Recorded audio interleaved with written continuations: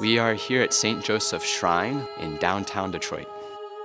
This beautiful edifice that surrounds us was finished in 1873. A shrine is a place where there are more abundant means of salvation available for the faithful, that there's particular care for preaching the truth from the pulpit, and that there's a special focus on the abundance of the availability of the sacraments like the Eucharist and penance.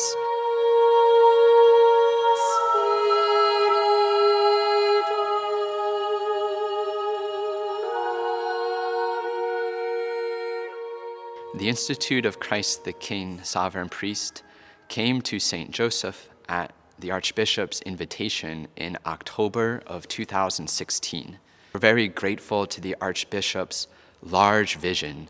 He invited the Institute of Christ the King to come in, take residence on campus, reopen the doors, and breathe that sacramental life back into St. Joseph.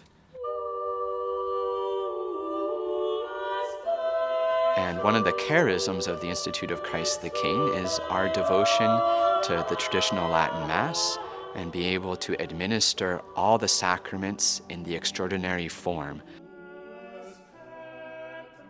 I started going to the Latin Mass when I was in college. There's something about it that's just different. It takes you outside of like the mundane life into something that's a lot higher. The way that they do processions and the way that they have Mass and confessions and different things, being able to see like the different things that have fallen out of practice.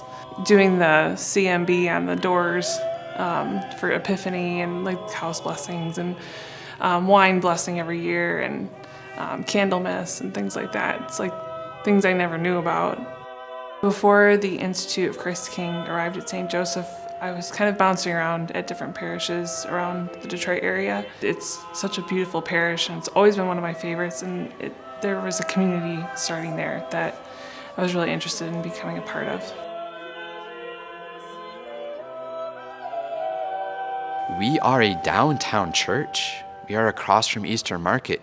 We owe it to the people to have our doors open so that they can make visits to the Blessed Sacrament, so that they can invoke St. Joseph, Our Lady, or their patron saint.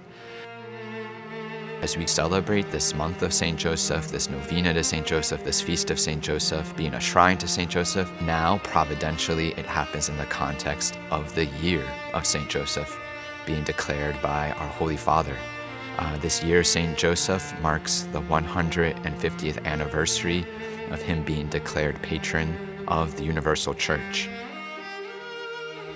St. Joseph has known a great growth from 2016 to present day. People come because of the beauty of the liturgy.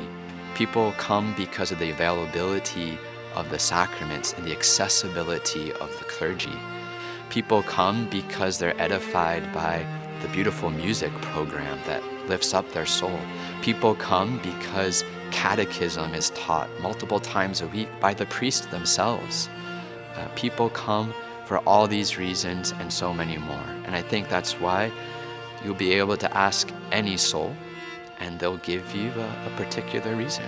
That's the beauty of the rich life of the church.